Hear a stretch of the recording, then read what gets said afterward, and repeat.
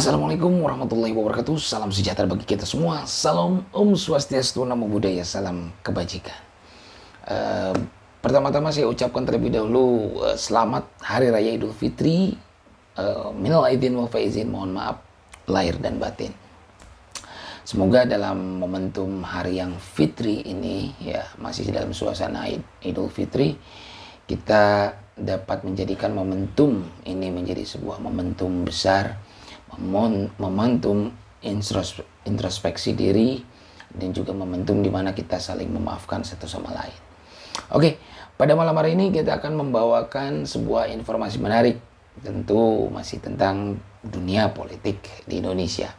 Kalau beberapa waktu yang lalu semua mata masyarakat itu tertuju pada proses peradilan yang sedang digelar di Mahkamah Konstitusi. Namun hari ini atau malam hari ini saya akan membawakan informasi yang tidak jauh yang lebih menarik menurut saya. Ini tentang menantunya Jokowi, yaitu Bobi Nasution. Jadi begini, Bobi itu kan di Sumatera Utara ya. Nah, kebetulan dia di Medan sebagai pemimpin gitu. Hari ini desas-desus beredar bahwa Bobi ini akan maju dalam pilkada nanti menjadi gubernur Sumatera Utara. Namun apakah tidak ada halangan? Tentu banyak sekali ya, batu-batu dan tebing-tebing terjal, batu sandungan dan juga tebing-tebing terjal. Apa saja?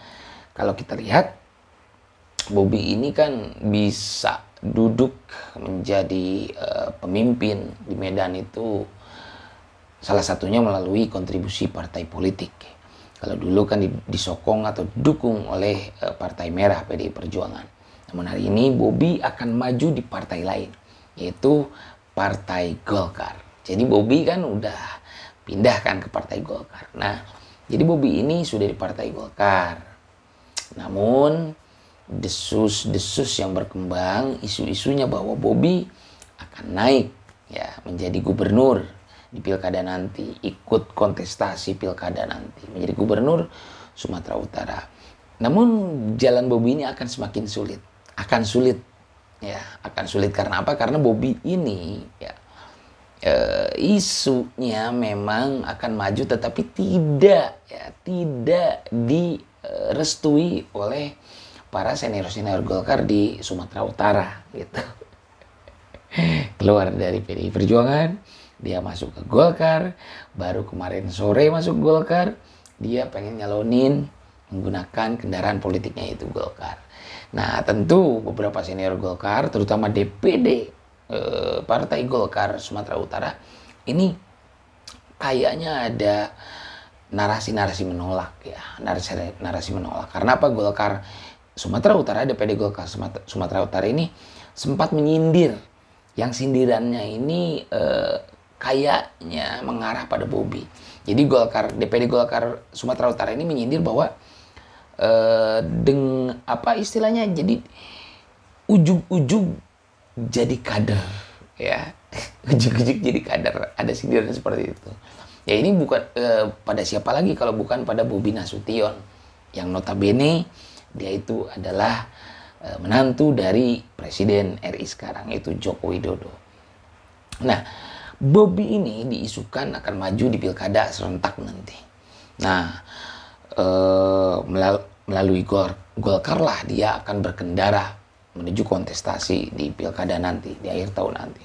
Namun kan memang kalau kita lihat bergabungnya Bobi ke Golkar ini memang menjadi sebuah polemik, menjadi sebuah kontroversi gitu. Karena kok ujug-ujug jadi kader, lalu setelah itu dia ingin mencalonkan diri menjadi gubernur menggunakan Partai Golkar. Ingat, Golkar itu bukan partai macam PSI. Golkar ini adalah partai tua, partai ideologis, kader-kadernya mumpuni dan luar biasa. Apalagi di Sumatera Utara. Di sana banyak sekali kader-kader yang berproses dari nol sampai hari ini.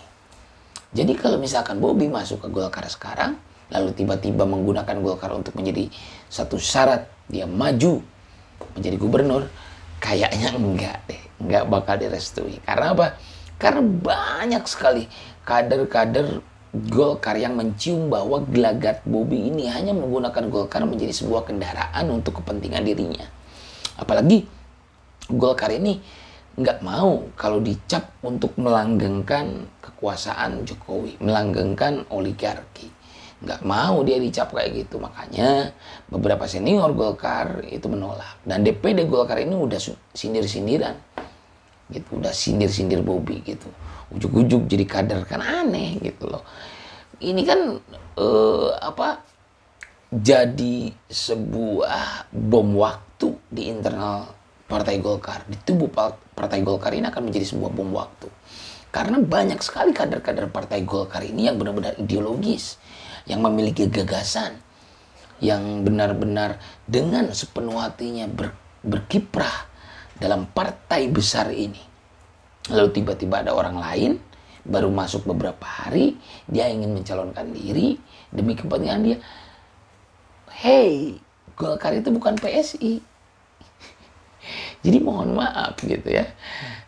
Saya berasumsi, mampu berasumsi bahwa Golkar ini kemungkinan akan menolak. Kenapa? Karena isu yang beredar juga DPD Golkar Sumatera Utara ini masih menginginkan kadernya Musa alias Ijek untuk maju di pilkada nanti. Bukan Bobi. Dan Bobi sempat minta maaf kan ke Ijek kemarin di berbagai pemberitaan. Jadi banyak juga kader-kader Partai Golkar, DPD Golkar Sumatera Utara tentunya melihat Bobi masuk lalu menggunakan Golkar sebagai kendaraan, ini akan memiliki potensi besar untuk adanya konflik di internal, saling sikut, dan sistem meritokrasi dalam sebuah partai politik sebesar Golkar ini akan terganggu jika Bobi menggunakan Golkar hanya sebagai kendaraan dan juga syarat kepentingan.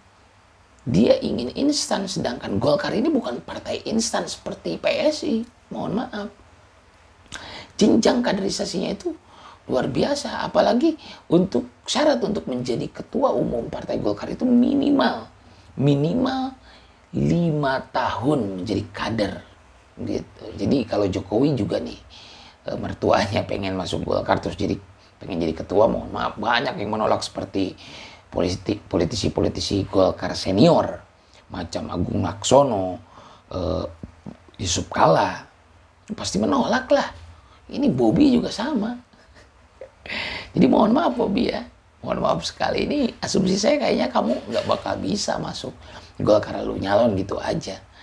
Harus patuhi peraturan di internal Partai Golkar. Karena apa? Karena Golkar bisa bertahan hingga sekarang.